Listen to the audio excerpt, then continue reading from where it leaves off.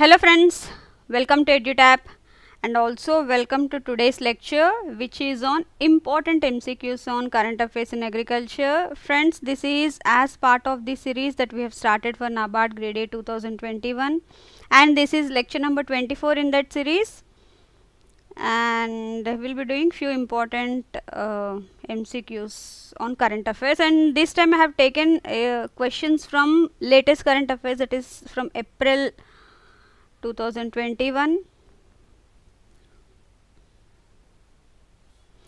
And friends, if any one of your you or your friends are new to our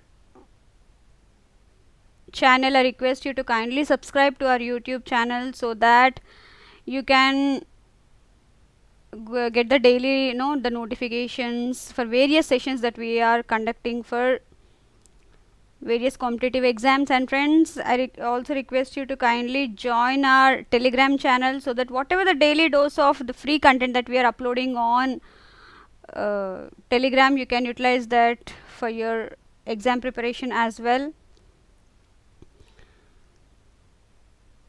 And friends, this is our EduTap Hall of Fame, wherein for the recently released NABARD Grade A 2020, these are the selections, and since the past few days we have been conducting interviews with these toppers. You can as well go through those videos, the interviews, so that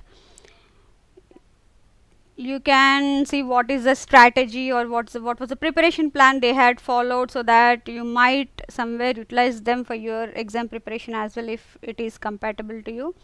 And friends, with this, let's start today's session. Okay, I can see one. Hello Piyush. Good evening Aditya.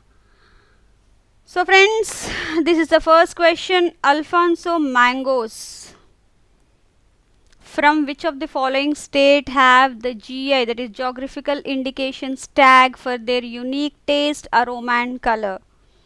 Geographical Indications of Goods, that is Registration and Protection Act 1999. As per that, wherever there is a unique item, be it from agriculture, handicrafts, anything, they are given a unique code, that is geographical indication, that this is from that particular place and nobody can violate by selling them in other place or in the other brand name. So this is the protection that they get, the uniqueness that they get, because of which they can get a premium price in the market over other similar products.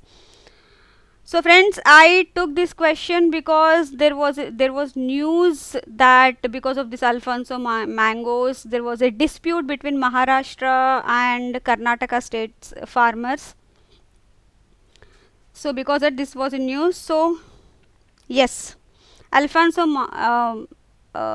mangoes, or it's also called as, famously called as hapus in Maharashtra. Oh, I gave you the answer. Okay. So this is Maharashtra. Can anyone tell me from which place exactly these Alfonso mangoes come from? From Maharashtra. Yes, Smita, Nilesh, it is Maharashtra. Yes, can anyone tell me the exact place?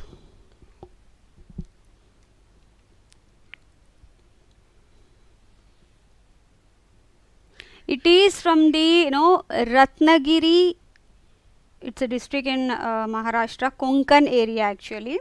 Ratnagiri and the surrounding areas, lots of jungles there. There these are grown, they grow naturally actually, Alfonso mangoes. Yes, Ratnagiri. And there are various mango varieties from all over India which have geographical indication, like Kesar of Gir, Gujarat, Kesar mangoes of Marathwada again, Banganpalli in Telangana and Andhra Pradesh, Zardalu of Bhagalpur, Appamidi of Karnataka, Himsagar of Malda, Lakshman, Bhog and Fazli of all these from West Bengal, Malihabadi Dasheri mango of UP. All these are various varieties of mangoes from all over India which are unique to their own places, hence they got the geographical indication tag. So friends, this is all about the geographical indication. And one more thing, can someone tell me if someone violates their protection or the Registration and Protection Act of this geographical indication, what would be the punishment? Anyone?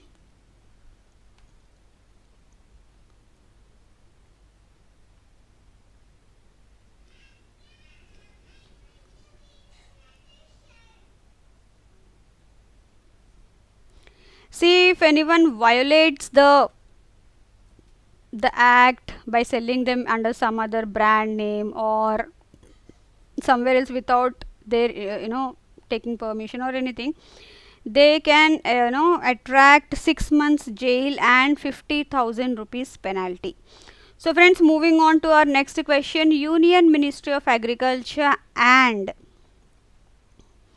one of these following, they have recently inked an MOU for a pilot project in 100 villages of 6 states. 100 villages, they are approximately of 10 districts, to develop farmer interface for smart and well organized agriculture, including post harvest management and distribution. This is to develop some farmer interface for smart and well organized agriculture, so that can lead to development of the farmers. At the same time, they can get good profits. So friends, yes, I can see some answers coming up. Piyush, Anubhav, Nilesh, Smita, all are saying it's Microsoft India. Yes, it is.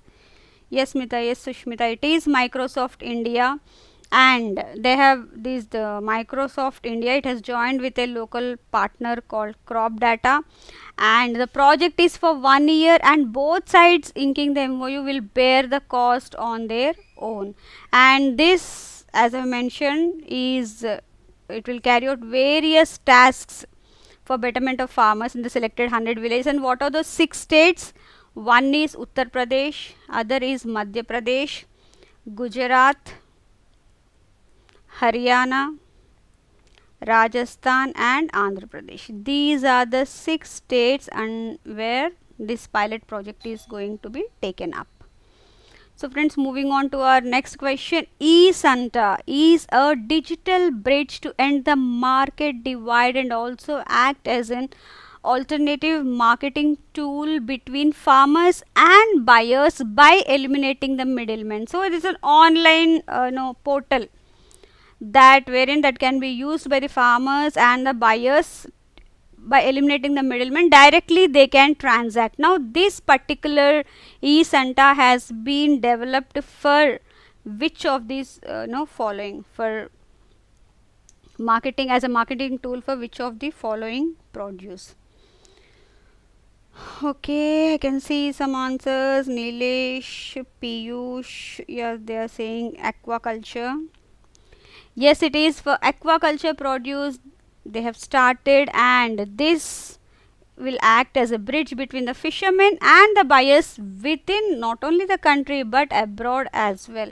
And what is the full form of Ecenter? It is electronic solution for augmenting NACSA farmers trade in agriculture. Now what is NACSA? It is an extension arm, that is National Center for Sustainable Aquaculture.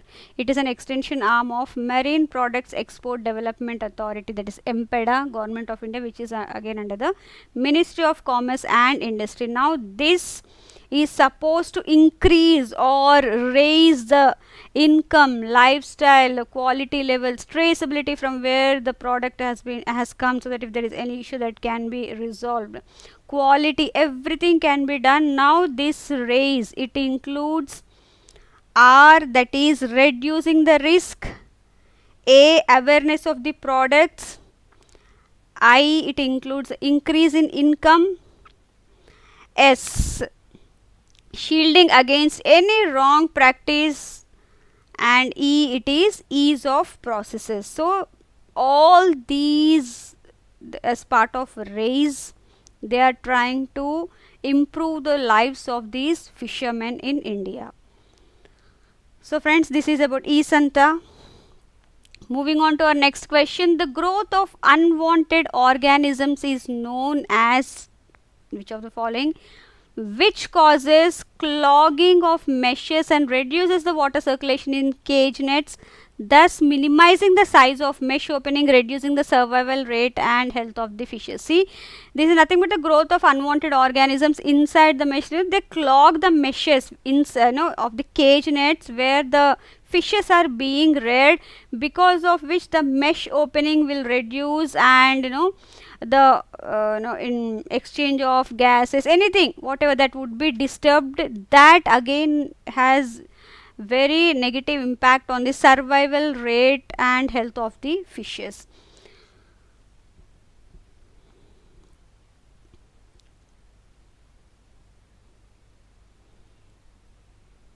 Okay, Piyush is saying it's 5.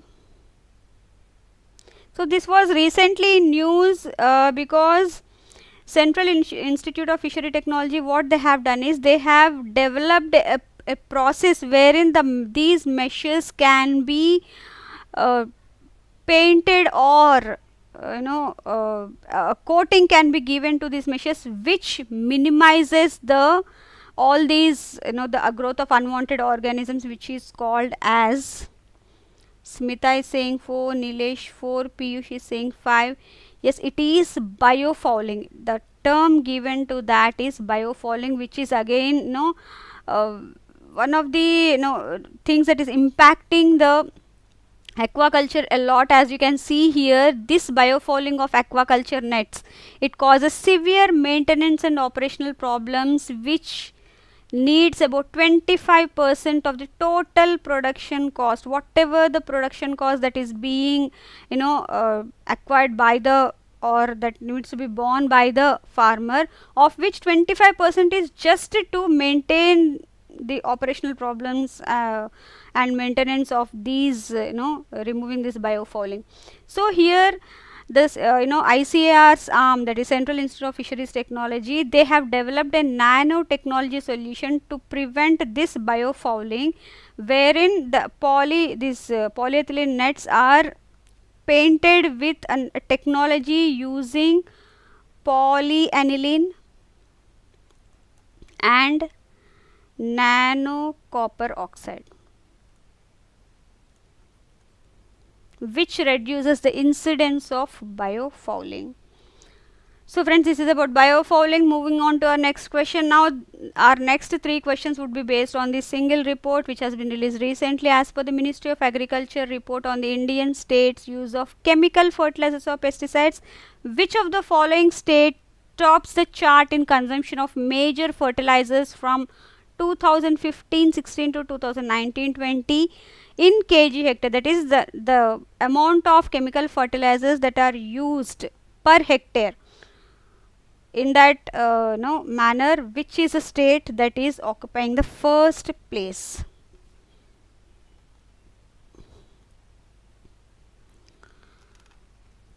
Okay, anyone else? I can see only one answer.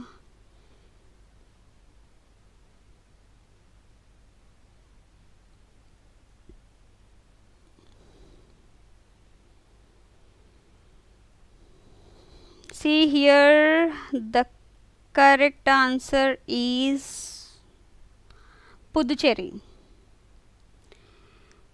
It is Puducherry tops the charts in consumption of major fertilizers from 2015-16 to 2019-20 in kg per hectare. That is, per hectare the utilization of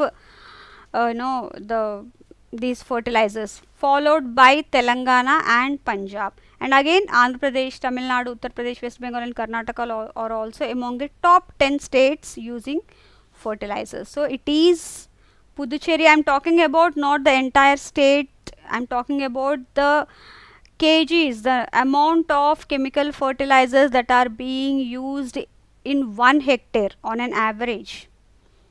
So friends, here is the list. Total consumption of fertilizers in kg per hectare. See, Puducherry, it tops in 2019-20, and since 2015-16 also it's almost on the top only. Again in 2019-20 it's on top. Second is Telangana, third is Punjab. Rest of the states, they come here. And here, as you can see, each of the states how much per hectare, kg per hectare, the fertilizer consumption is utilization is. Moving on to our next question on the same report. As per the Ministry of Agriculture report on the Indian state use of chemical fertilizers or pesticides, which of the following states tops the chart in consumption of pesticides from 2015-16 to 2019-20?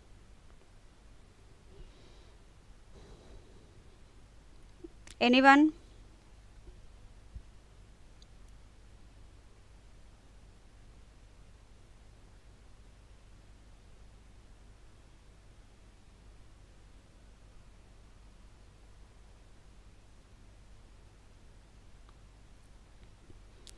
Six, 3, okay.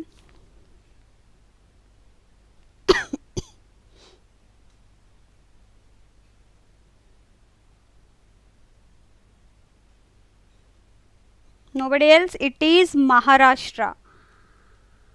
Punjab, Haryana and Telangana feature among the top 5 states using pesticides, with Maharashtra leading the chart, followed by Uttar Pradesh. And other states that are in top 10, they are Tamil Nadu, Andhra Pradesh and West Bengals. They are also using pesticides excessively, but Maharashtra is on number 1. 2 is Uttar Pradesh. 3rd comes Punjab. Moving on to our next question, again from the same report. As per the Ministry of Agriculture report on the Indian states use of chemical fertilizers or pesticides, as a result of the excessive and imbalanced use of fertilizers, the amount of food grain produced per kg of fertilizer applied, it declined from 13 kg in 1970s to how many kg by 2010? This data is not latest, but yes, this is as per the same report only. Anyone?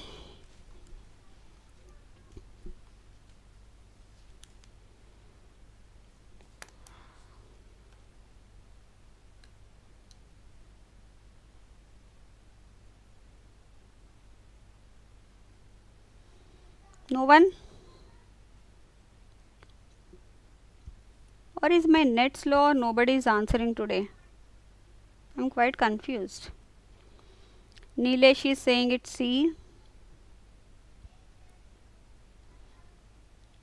Piyush also saying it's C, but the correct answer is 4. It is decreased. It has decreased from 13 kgs in 1970s to 4 kgs in 2010. Very recently released report, and along with that, the All India Coordinated Research Project on long-term fertilizer experiments over 5 decades indicates that the continuous use of nitrogenous fertilizer alone had a deleterious effect on soil health and crop productivity, showing deficiencies of various other major and micronutrients because of the excessive use of this nitrogenous fertilizer. So friends, moving on to our next question.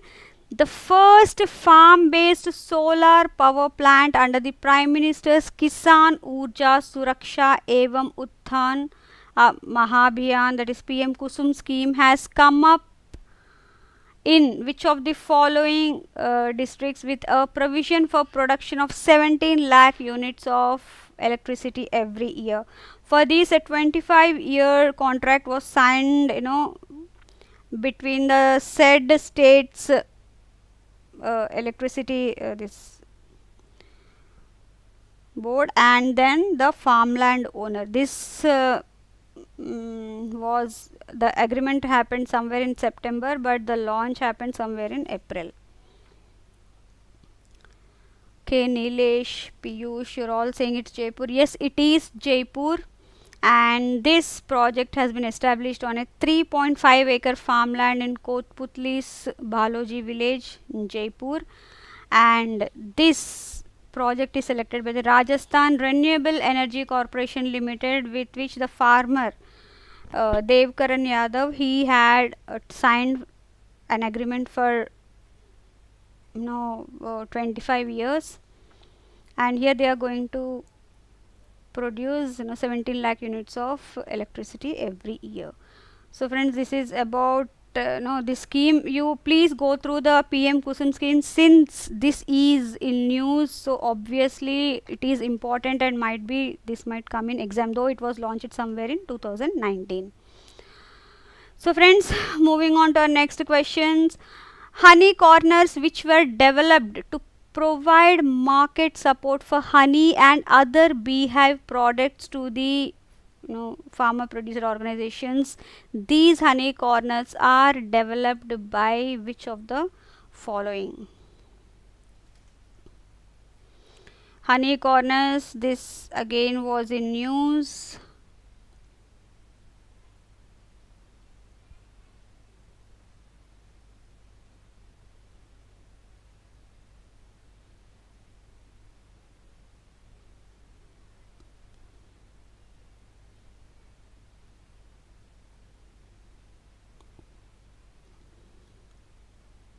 Yes, friends. Honey corners. Yes, ninth. I can see some questions coming up. Piyush 1. Nilesh is saying it's NAFED.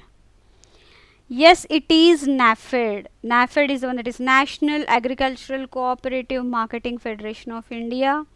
This has developed these honey corners very recently, one in each 5 NAFED bazaars at Ashram, New Moti Bagh, east of Kailash, Panchkula and Mussoorie, in their bazaars or retail stores. Now this has been done to provide marketing support for various honey and other beehive products of these farmer producer organizations, and now they're also planning to develop more honey corners in most of the upcoming 200 NAFED stores to promote market support for honey and other beehive products. It is NAFED. So friends, moving on to our next question. Madhukranti portal is an initiative of, very recently this was launched, Madhukranti portal.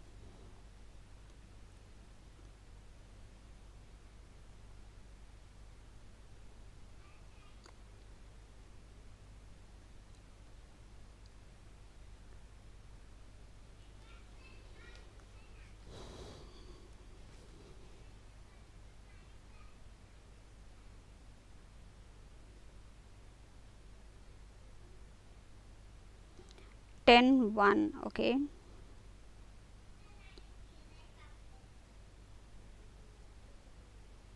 Jyoti Singh NBB, Nilesh Trifed. Okay.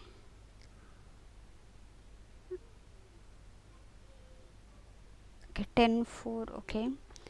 Yes, most of you all are right. Madhukranti portal is an initiative of NBB, that is National Bee Board, which is under the Ministry of Agriculture and Farmers Welfare. Now this Madhukranti portal is or has been started under the National Beekeeping and Honey Mission.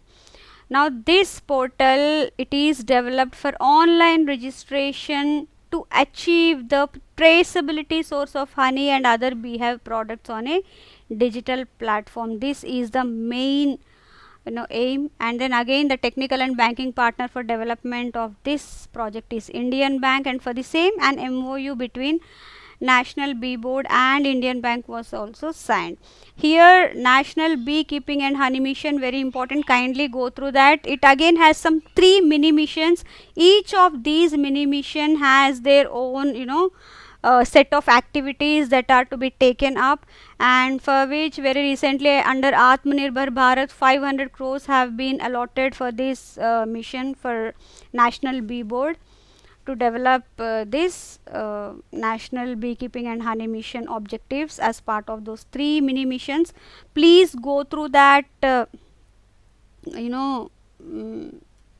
this topic, National Beekeeping and Honey Mission. You might get questions since it's in news.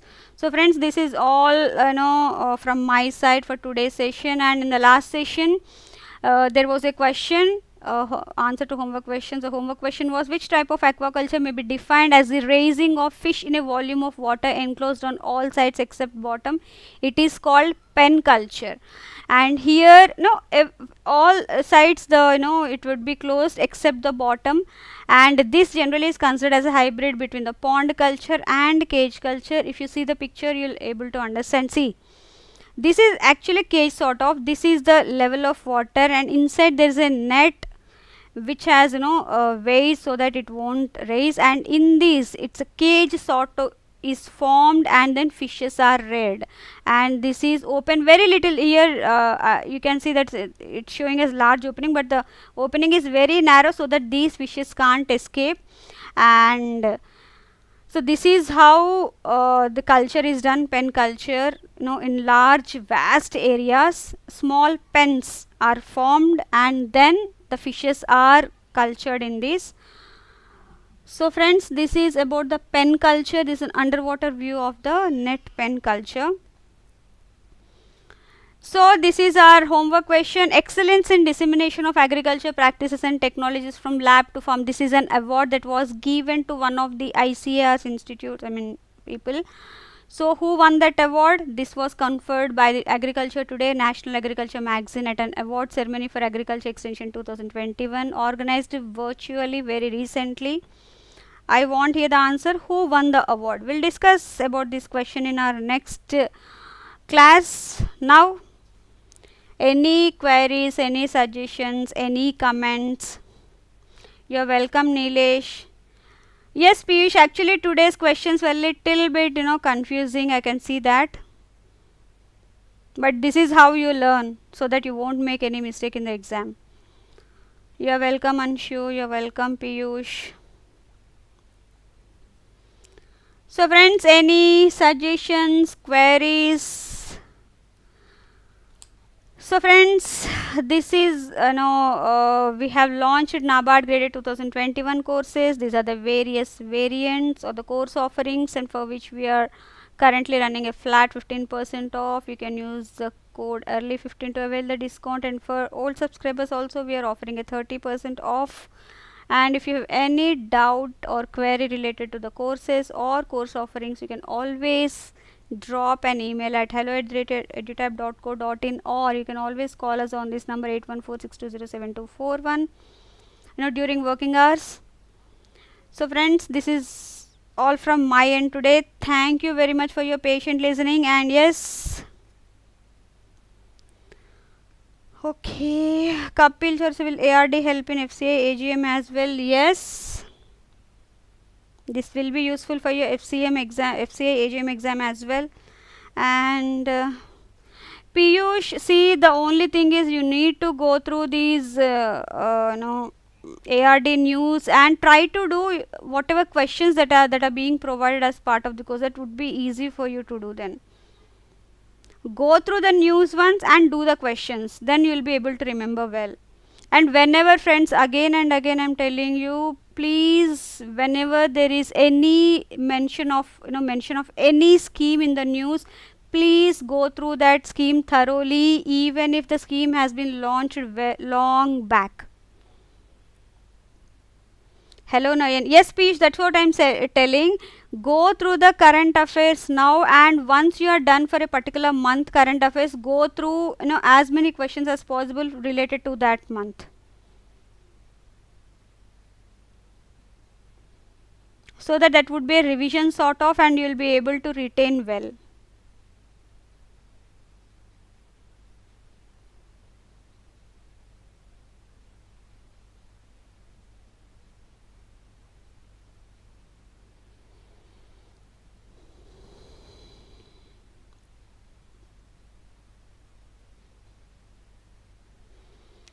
So friends, done or any questions?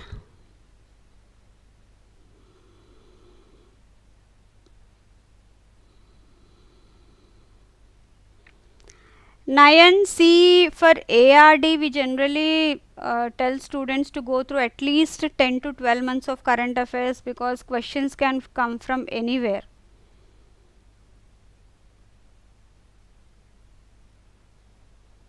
Yes, for NABARD Grade A or Grade B ARD, current affairs means it can come from anywhere 10 to 12 months.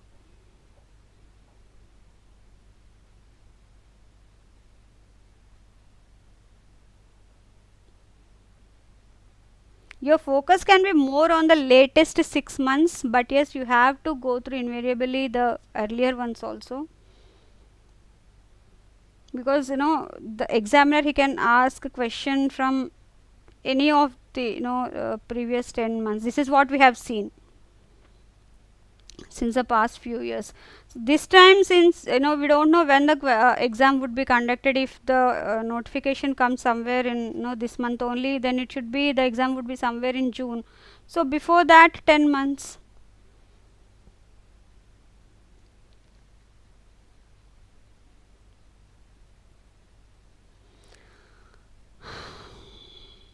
Okay friends,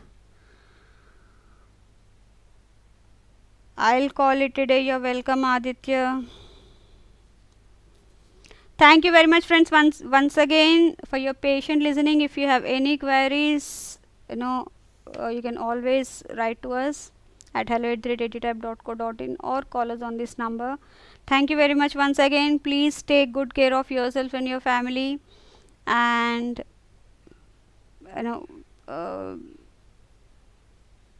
don't skip the preparation.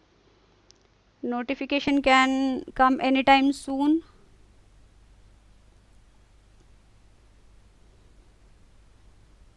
And I'll meet you again on today's Friday. We'll meet mostly on Monday morning or Wednesday evening. We'll see how it goes. Till then, have a great weekend. Stay home, stay safe. Good night, everyone.